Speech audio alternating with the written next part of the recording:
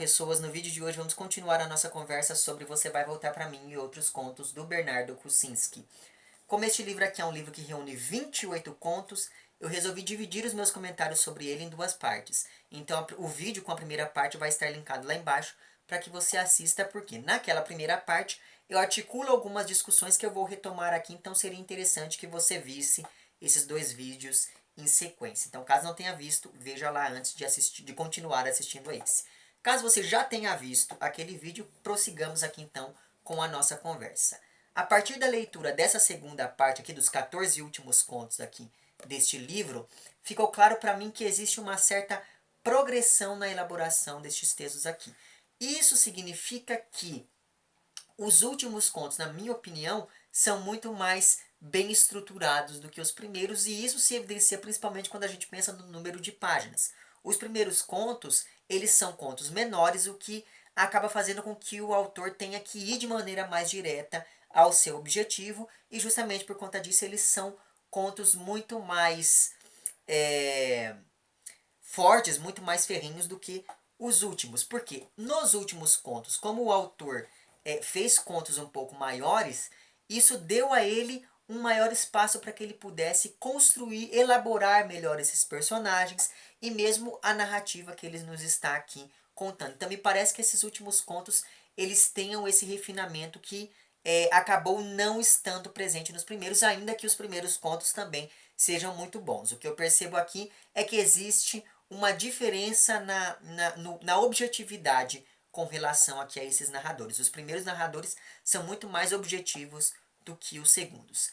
E aqui, novamente, nós vamos ter então uma galeria de personagens de diferentes idades, diferentes classes sociais e diferentes graus de envolvimento com a luta política, e com isso fica evidente o caráter ambíguo da repressão. E é essa ambiguidade que permite a pluralidade de abordagens propostas aqui pelo Bernardo Kucinski. E quando eu estou aqui falando da ambiguidade da repressão, eu me refiro às diferentes maneiras de olhar para esse período da ditadura militar aqui do Brasil. Então, algumas pessoas olham para essa época como todo esse símbolo da luta política, da perseguição a alguns grupos, etc. Enquanto existem outras pessoas que olham para esse período como um período de milagre econômico, como um período que deveria voltar e esse tipo de coisa. Então, me parece que essas diferentes visões, que são visões contraditórias, evidenciam muito bem a ambiguidade do período da ditadura militar, e isso vai estar transposto aqui nestes contos sobre os quais nós vamos falar um pouquinho agora. Então, essa visão mais holística, digamos, do livro acabou confirmando para mim aquilo que fica dito logo no início do livro aqui, com a nota do autor. Porque aqui nessa nota que está ainda antes, né, do início dos contos em si, o Bernardo Kucinski deixa claro que o objetivo dele aqui é criar ficção a partir da história. E isso significa, então, que existe uma distância entre esses dois campos do saber. Existe uma distância entre a literatura e a história. E esses dois campos, eles têm ali os seus limites bem demarcados e bem respeitados, ao contrário do que acontece, por exemplo, lá em Cá, Relato de uma Busca, que é outro livro aqui do Bernardo Kucinski e que já tem vídeo no canal. O link para ele vai estar numa playlist. Lá embaixo eu vou ver se eu deixo num cardzinho aqui em cima também. Então diz o seguinte aqui a nota. Caro leitor, as histórias dessa coletânea fazem parte de um conjunto de 150 contos escritos entre junho de 2010 e junho de 2013, dos quais foram selecionados aqueles que se inspiraram no clima de opressão reinante no nosso país nas décadas de 60 e 70 e suas sequelas. Aos leitores familiarizados com aqueles tempos, os contos podem lembrar episódios de pessoas conhecidas, mas não passam de invenções, criações literárias sem nenhuma obrigação de fidelidade a pessoas ou fatos que eventualmente os possam ter inspirado. Aos leitores mais jovens, não familiarizados com aqueles tempos, acredito que essas narrativas de cunho literário permitirão sentir um pouco a atmosfera de então, com nuances e complexidades que a simples história factual não conseguiria captar. Então veja que aqui o Bernardo Kucinski está não apenas mostrando muito bem que esses contos aqui eles não se pretendem históricos, mas ele também está mostrando que a história com H maiúsculo e a literatura elas têm são dois campos que têm finalidades diferentes. Então veja que essa nota, ao contrário do que acontece lá em Cá Relato de uma Busca, ela consegue muito bem separar esses contos da história oficial. O que o Bernardo Kucinski faz a partir da nota lá presente no romance dele, né, no Cá Relato de uma Busca, é confundir, é mesclar, é sobrepor literatura e história. Eu já falei sobre isso no meu vídeo sobre aquele livro e o link para ele vai estar na playlist lá embaixo. Isso significa aqui neste livro que o que o autor faz é dar um tratamento estético às várias realidades que ele vai expondo ao leitor. Porque aqui fica claro que o Bernardo Kucinski vê na literatura um modo de ressignificar os eventos do período da ditadura militar por meio de uma série de recursos simbólicos que dão à história com H maiúsculo vários níveis de leitura. Então aqui, a partir dessa ressignificação literária, dessa ressignificação estética, o autor ele pega esses eventos históricos e dá a eles uma dimensão política, ética, social, artística, literária e por aí vai. E pensando ainda nesse tratamento literário que é dado aqui ao substrato histórico, é importante dizer que nem todos os contos aqui que eu li nessa segunda parte de Você Vai Voltar Para Mim e Outros Contos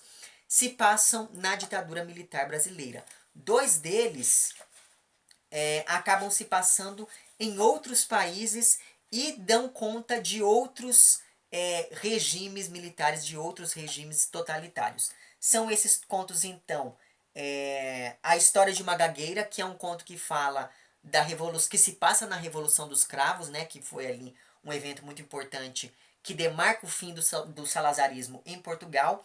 E outro desses contos é o A Sandinista, que fala um pouco sobre a atuação de uma militante na Revolução Sandinista, que foi um evento que se passou, se não me engano, na Nicarágua.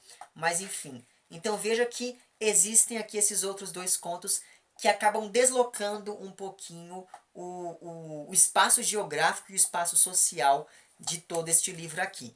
E isso acabou me lembrando muito do que acontece, por exemplo, em livros como Volto Semana que Vem, porque esse deslocamento geográfico e social acaba oferecendo ao leitor um panorama histórico e político bem interessante de toda aquela época. Dá um caráter muito mais universal a esses contos aqui. Mostra o que está acontecendo para além da realidade brasileira. E isso acabou me interessando também nesses dois contos que eu citei, então recomendo a leitura deles também.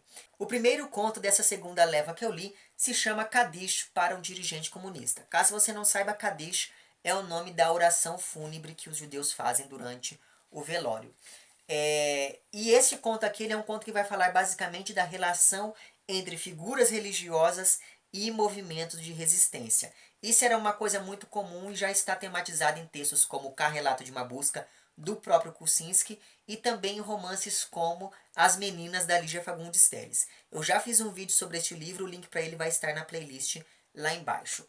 E este conto aqui, eu me identifiquei muito com ele porque ele conta de uma coisa que aconteceu na minha família. Porque assim, eu não sei se já falei para vocês aqui, eu acho que já, mas o meu avô, ele era judeu, praticante, português, aquela coisa toda, e ele era comunista.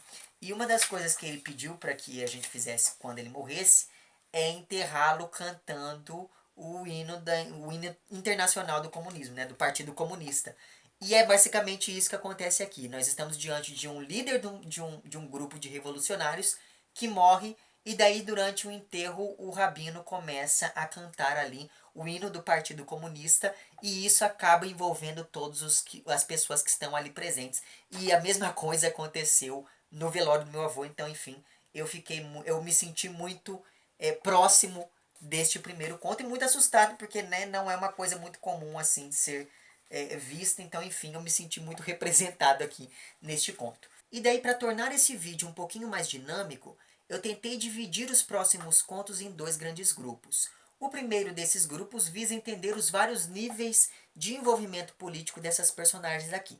Então você tem desde um personagem que está diretamente envolvido com a militância, como é o caso, por exemplo, do personagem central de um conto chamado Um Homem Muito Alto, que é um sujeito que entra para um grupo de resistência e passa a liderar ali algumas ações desse grupo. Você tem personagens como o personagem central de um conto chamado A Lista, que é um homem que não consegue mais encontrar emprego porque ele teve o seu nome colocado ali em uma lista de pessoas que no passado tiveram algum envolvimento com os grevistas. Mas por outro lado, você também tem personagens como o Garoto de Liverpool, que conta a história de um jornalista britânico que acabou sendo pego por engano por um grupo de militares. E você tem, por fim, contos como, por exemplo, o Recordações do Casarão, que é um dos meus contos preferidos do livro, porque ele vai trazer uma visão extremamente saudosista daquele período, porque ele vai mostrar dois amigos conversando sobre a vida em uma casa ali de resistência, né? Em um quartel de resistência que eles chamavam na época de ponto. Então, um desses amigos vai relembrar ali o lado mais negativo desse período, com toda a questão da luta política e da clandestinidade, enquanto o outro desses amigos só consegue se lembrar das mulheres com quem ele fez sexo e das experiências que ele teve ali com drogas, de toda aquela experiência da juventude e de um tempo áureo que não volta mais. Então veja que aqui você tem essas diferentes visões, só que elas são diferentes porque uma delas vê o lado político, enquanto que a outra vê o lado mais social, digamos assim. Então, eu gostei bastante desse conto porque ele traz essas duas visões que podem muito bem conviver em harmonia e podem muito bem representar uma mesma ideologia, ainda que sob diferentes perspectivas. Bom, então esses 4 contos fazem parte aqui deste primeiro grupo, que como eu falei para vocês, tenta entender como se deu o envolvimento dessas personagens, direta ou indiretamente, com as questões políticas da ditadura militar. Os contos do segundo grupo tentam entender como é que as relações familiares foram sendo modificadas com o advento da ditadura militar. E o primeiro sobre o qual vou falar para vocês, que é o meu conto preferido não apenas dessa segunda leva, mas do livro como um todo, se chama Tio André. Ele é o penúltimo conto do livro e ele vai falar um pouquinho da história de um pai e de um filho que estão indo visitar esse tal desse tio André, que foi preso durante a ditadura militar, quando ele tinha ali os seus 19 anos, e até hoje, no presente da narrativa, quando ele está completando 40 anos, ele ainda não se recuperou de todo o trauma que ele viveu naquela época. E o conto, ele se constrói quase que inteiramente sobre a perspectiva deste menino ali, que tem 8 anos e está indo visitar o tal do tio. Então, eu achei muito interessante como que o Bernardo Kucinski conseguiu representar muito bem uma criança ali dos seus 8 anos. Então, esse menino, ele está ansioso por ver o tio, ele vê no tio uma figura quase heróica. Esse menino aqui, ele é muito curioso, então ele pergunta a todo momento por que, que o tio mora tão longe, por que, que o tio é uma pessoa tão triste, enfim. Então é um conto que me agradou muito, assim. Ele é um conto extremamente simples, mas ainda assim eu gostei bastante dele, principalmente por conta dessa simplicidade. Eu acho que essa simplicidade acabou contribuindo muito bem na criação desses personagens aqui. Muito bem, então o primeiro conto que trata dessa questão mais das relações familiares é esse aqui. Mas essa questão da relação familiar também aparece sob a perspectiva da infância em contos como, por exemplo, Cenas de um Sequestro, que vai falar sobre o que aconteceu com os filhos de um casal de prisioneiros políticos. E também, assim, é um conto bem triste e é um conto muito bom também, ainda que ele não se construa inteiramente sob a perspectiva dessas crianças. Mas enfim, você tem contos também, pensando nessa relação familiar, como A Instalação, que é um conto que fala sobre um encontro entre duas primas. Uma dessas primas foi prisioneira política durante o período da ditadura, e a outra dessas primas é viúva de um militar que se envolveu diretamente com algumas torturas. Então é muito interessante observar o choque entre essas duas mulheres. Mas enfim, ainda pensando nessa questão do choque, né, entre duas personagens da mesma família, existem contos como, por exemplo, Os Gaúchos, que é um conto que se parece muito com o conto da primeira parte, que se chama Pais e Filhos, porque em ambos nós vamos acompanhar ali o relacionamento difícil entre pais favoráveis ao regime e filhos que acabaram entrando ali para a clandestinidade. E apesar desses contos terem ali desfechos levemente diferentes, é muito interessante observar como que eles vão se construindo ali, meio que em paralelo. E os últimos dois contos sobre os quais eu gostaria de falar um pouquinho para vocês se chamam A Mãe Rezadeira, que está aqui nessa segunda parte, e A Beata Vavá, que é o primeiro conto aqui deste livro, sobre o qual eu não havia falado, mas veja só vocês, ainda bem que eu não falei lá, porque agora eu falo dele neste momento. Por quê? Esses dois contos vão falar um pouquinho pra gente sobre mães de prisioneiros políticos. E por conta disso, esses dois contos acabam reconstruindo, cada um à sua maneira, aquela velha imagem da Pietà, que é a mãe que chora pelo seu filho. Isso é uma coisa muito importante em ambos os contos. Só que esses dois textos, eles acabam se construindo de modo a mostrar diferentes posicionamentos por parte dessas mães aqui. Então, em A Mãe Rezadeira, que faz parte dessa segunda leva de contos que eu li, nós estamos diante de uma personagem que é muito mais conformada, que é muito mais resignada, que é muito mais, que não tem muito poder de ação diante da situação que ela está vivendo ali com o filho. E justamente por conta disso, ela incorporou muito bem o sofrimento de ter ali o seu filho como um prisioneiro político ao seu cotidiano. Então, ela já se acostumou com aquela situação toda, ela percebe que a única coisa que ela pode fazer ali é rezar para que o filho fique bem, independente do que lhe aconteça. Isso é uma coisa muito interessante e muito irônica. No meu primeiro vídeo aqui, falando sobre este livro, eu falei para vocês que uma das coisas que tinha me chamado a atenção é a questão de como Bernardo Kruczynski se utiliza da ironia ao longo desses contos, e essa ironia fica presente também aqui neste A Mãe Rezadeira. Por outro lado, você tem o primeiro conto aqui do livro, que se chama, como eu falei para vocês, A Beata Vavá. E neste conto existe toda uma questão mais maravilhosa, porque a personagem central aqui, né, a personagem título, ela acaba presenciando um milagre. Não vou falar que milagre é esse, mas enfim. E o fato de ter presenciado esse milagre acaba apontando para um sofrimento muito mais sacralizado por parte dessa personagem, o que acaba levando a um desespero que impulsiona essa mãe aqui a fazer algo para ajudar não apenas o filho, mas outros personagens políticos. Então veja que enquanto a personagem do primeiro conto, que é lá a mãe rezadeira, é uma personagem muito mais conformada, a personagem aqui de A Beata Vavá, ela é muito mais desesperada, ela é movida por um desespero maior, e isso acaba fazendo com que ela consiga de fato agir em favor dos prisioneiros políticos, e dentre esses prisioneiros está ali o seu próprio filho, e eu não vou falar mais nada sobre estes contos aqui. De maneira geral, é um livro muito bom, ainda que, como eu falei para vocês, nem todos os contos sejam excelentes, sobretudo por conta da brevidade. Mas uma coisa muito importante aqui a respeito deste livro é a unidade que ele tem, que é algo muito que nem sempre acontece em se tratando de um livro de contos, né? Ainda mais o primeiro livro de contos de um autor. Geralmente um livro de contos tem contos que são, enfim, que não tem relação uns com os outros, o que não acontece aqui. Só que apesar desta unidade, o Bernardo Kruczynski ele conseguiu trazer diferentes perspectivas sobre este mesmo tema, e é justamente por conta disso que eu indico fortemente a leitura de mais este livro do autor. Certo? Enfim, é isso. Se você gostou do vídeo, não esqueça de curtir e de compartilhar. Caso não tenha gostado, não esqueça de dizer lá embaixo por que não gostou. Se você está inscrito no meu canal, muito obrigado pela sua inscrição. E caso não esteja inscrito, se inscreva também lá embaixo. Um amplex para vocês todos. Até o próximo vídeo e tchau!